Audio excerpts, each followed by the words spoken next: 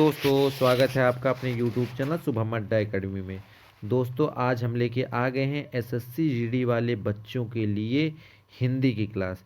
तो जिन भी बच्चों का एसएससी जीडी का एग्ज़ाम है उनके लिए यह क्लास रामबाण होने वाली है। तो चलिए वीडियो स्टार्ट करते हैं।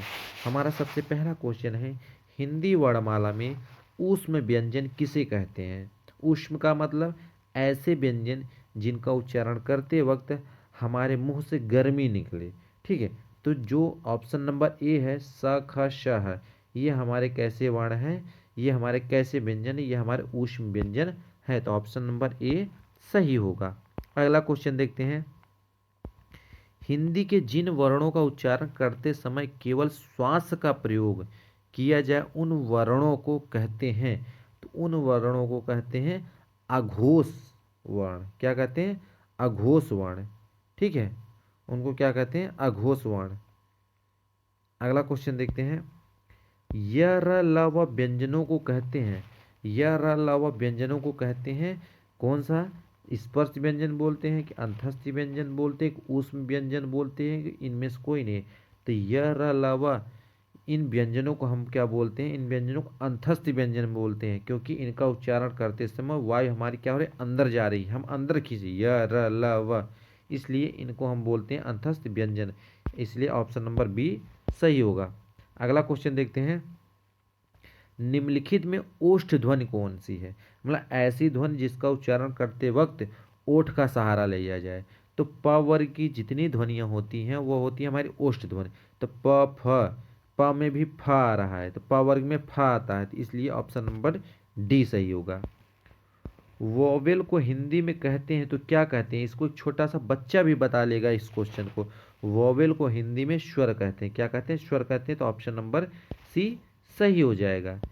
जिन स्वरों के अंत में आ आता है उन्हें क्या कहते हैं? जिन स्वरों के अंत में आ आता है उन्हें अकारांत कहते हैं। जिन जिन जिन शब्दों के अंत में आ आता है उन्हें अकारांत कहते हैं। जिन शब्दों के अंत में ई आता है उसे इकारांत कहते हैं। जिन शब्दों के अंत में ऊ आता है उसे उकारांत कहते हैं। तो ऑप्शन नंबर हमारा क्या हो जाएगा? डी सही हो जाएगा। अगला क्वेश्चन देखिए, कौन स्वर नहीं है? तो इनमें से देखो आ हमारा स्वर है, बाकी आ उ ए और ब, इनमें से आ उ ए हमारे स्वर हैं लेकिन ब हमारा स्वर नहीं। तो ऑप्शन नंबर डी सही हो जाएगा। अगला क्वेश्चन देखते हैं, निम्नलिखित में से कौन सा वर्ण घोष है? तो कौन सा वर्ण घोष है? प ट द फ। तो ऑप्शन नंबर हमारा क्या हो जाएगा? सी सही हो जाएगा। द जो होता है यह हमारा घोष वर्ण नहीं है। अगला क्वेश्चन देखते हैं, भाषा की सबसे छोटी इकाई किसे कहते हैं? तो भाषा की सबसे छोटी इकाई वर्ण या अक्षर कहलाती है। तो ऑप्शन नंबर डी सही होगा। लेकिन क्वेश्चन अगर इस तरीके से पूछे कि भाषा की सबसे छोटी सार्थक इकाई से किसे बोलते हैं, तो उस समय उसका आंसर शब्द हो जाएगा। सार्थक मतलब ऐसी छोटी इकाई जिसका कुछ अर्थ हो, तो वो क्या हो जाएगा? वहाँ पे आंसर शब्द हो जाएगा। लेकिन अब भाषा की सबसे छोटी इकाई पूछा तो यहाँ पे आंसर वर्ण होगा। वर्णमाला किसे कहते हैं? तो वर्णों के व्यवस्थित समूह को वर्णमाला कहते हैं।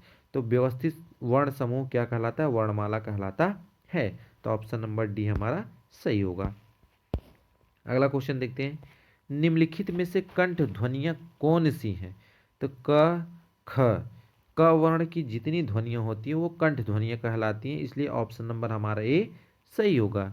य र अंतस्थ ध्वनियाँ, च छ तालव्य ध्वनियाँ, ट ठ मूर्धन्य ध्वनियाँ है, इसलिए ऑप्शन नंबर ए हमारा सही होगा। अगला क्वेश्चन देखते हैं, निम्नलिखित में से उच्चारण स्थान के आधार पर मूर्धन्य व्यंजन बताइए।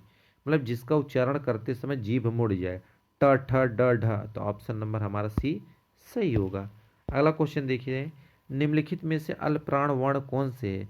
मतलब ऐसे वर्ण जिनका उच्चारण करते समय मुंह से कम वायु निकले वो अल्पप्राण कहलाते हैं। तो ऑप्शन नंबर बी हमारा सही होगा।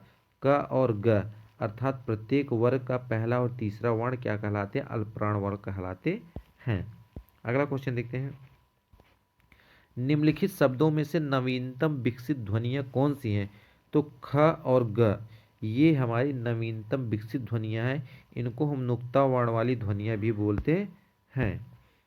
अगला क्वेश्चन देखते हैं, निम्नलिखित में से कौन सा घोष वर्ण है? तो ख, च, म, झ, ये क्या होती हैं? ये हमारे क्या होती हैं? इनमें से कौन सा पूछा है? कौन सा इनमें घोष वर्ण है? तो इनमें घोष वर्ण कौन सा? ऑप्शन नंबर सी, म हमारा घोष वर्ण है। ये आरआरबी एग्जाम 2004 में भी पूछा था, 2008 में भी पूछा था। अगला क्वेश्चन देखते हैं, निम्नलिखित में से एक वर्ण व्यंजन नहीं है, तो इनमें से कौन सा एक वर्ण है जो व्यंजन नहीं है? तो उ, ख, र, य, कौन सा है? चलिए बताइए। तो ऑप्शन नंबर ए हमारा सही, उ जो होता है वह हमारा व्यंजन वर्ण नहीं है, उ हमारा एक स्वर वर्ण है। निम्नलिखित में से कौन सी ध्वनियाँ ओष्ठ नहीं है? मतलब ऐसी ध्वनि है जिनका उच्चारण करते समय ओठ का सहारा न लिया जाए। प, फ, ब, भ, म, अर्थात जो ये त है ये हमारे दंत ध्वनियाँ हैं, बाकी हमारे ओष्ठ ध्वनियाँ हैं। अगला क्वेश्चन देखते हैं, हिंदी भाषा में मूलतः वर्णों की संख्या कितनी मानी गई? यहाँ वर्गो लिखे, वर्गो गलत है, वर्णों की संख्या कितनी मानी गई? हिंदी भाषा में कुल वर्णों की संख्या 52 है, तो ऑप्शन नंबर यहाँ पे सी सही होगा। अगला क्वेश्चन देखते हैं, निम्नलिखित में से नासिक व्यंजन कौन सा है? तो प्रत्येक वर्ग का पांचवा व्यंजन जो होता है, जिनको हम नाक और मुंह की सहायता से बोलते हैं, वो हमारे नासिक के व्यंजन कहलाते हैं। तो ऑप्शन नंबर यहाँ पे बी हमारा सही होगा। इया हमारा नासिक व्यंजन है, अड़ा हमारा नासिक की व्यंजन है, ना हमारा नासिक की व्यंजन है, माँ हमारा नासिक की व्यंजन है। ठीक है। ए ऐ वर्ण क्या कहलाते हैं? तो ए ऐ वर्ण जो होते हैं ये कंठ तालव्य कहलाते हैं, क्योंकि इनको बोलने में कंठ और तालव्य दोनों का ही सहारा लेना पड़ता है। तो ऑप्शन नंबर डी सही होगा। अगला क्वेश्चन देखते हैं, निम्नलिखित में से किसे हिंदी की मानक वर्णमाला में स्थान नहीं दिया गया है? तो जो श्री है, आप हिंदी वर्णमाला पूरा पढ़ लेंगे लेकिन श्री आपको लिखा हुआ कहीं नहीं दिखेगा, श्रा आपका लिखा हुआ कहीं नहीं दिखेगा, तो इसलिए श्री या श्र को हिंदी मानक वर्णमाला में स्थान नहीं दिया गया। तो ऑप्शन नंबर सी हमारा सही होगा। अगला क्वेश्चन देखते हैं, निम्नलिखित शब्दों में किस शब्द के द्वित्व व्यंजन है? मतलब इनमें पूछा है इनमें किस शब्द में द्वित्व व्यंजन है? तो इसमें ऑप्शन नंबर सी हमारा क्या हो जाए? दिल्ली।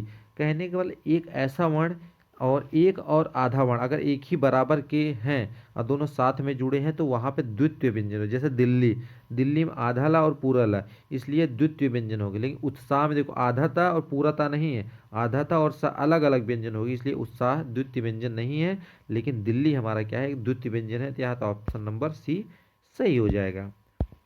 अगला देखते हैं, स, ख, श, ह कौन से व्यंजन कहलाते हैं? तो ये कहलाते हैं ऊष्मीय संघर्षी, क्योंकि इनका उच्चारण करते वक्त हमारे अंदर से क्या होती है? गर्मी या हमारा जो स्वर तंत्र होता है उसमें कंपन होता है, इसलिए हम उसे ऊष्मीय संघर्षी व्यंजन बोलते हैं। तो ऑप्शन नंबर यहाँ पे डी सही होगा। छ ध्वनि किस वर्ण के अंतर्गत आता है? देखो यहाँ स्वर नहीं होगा, यहाँ वर्ण होगा। छ ध्वनि किस वर्ण या किस वर्ग के अंतर्गत आता है? तो छ वर्ण जो होता है यह संयुक्त वर्ण के अंतर्गत आता है। छ, त्रंग, ज्ञ ये तीन और स्र ये चार वर्ण जो होते हैं ये संयुक्त वर्ण होते हैं, क्योंकि इनमें दो वर्णों के मेल से ये बनते हैं। तो ऑप्शन नंबर हमारा यहाँ पे सी सही हो जाएगा। हिंदी शब्दकोश में छ का क्रम किस वर्ण के बाद आता है? तो ऑप्शन नंबर ए क के बाद छ का क्रम आता है। देखो छ बनाने के लिए क और स की आवश्यकता पड़ती है, किसी की आवश्यकता पड़ती है? छ बनाने के लिए क प्लस स, ठीक है, जिसमें का क्या है? का देखिए का पे हलंत है, इसलिए पूछे हिंदी शब्दकोश में छ का क्रम किस वर्ण के बाद आता है? तो क वर्ण के बाद आता है। तो ऑप्शन नंबर यहाँ पे ए हमारा सही हो जाएगा। ऑप्शन नंबर ए हमारा सही है। अगला प्रश्न देखते हैं, ज्ञ वर्ण किन वर्णों के संयोग से बना है?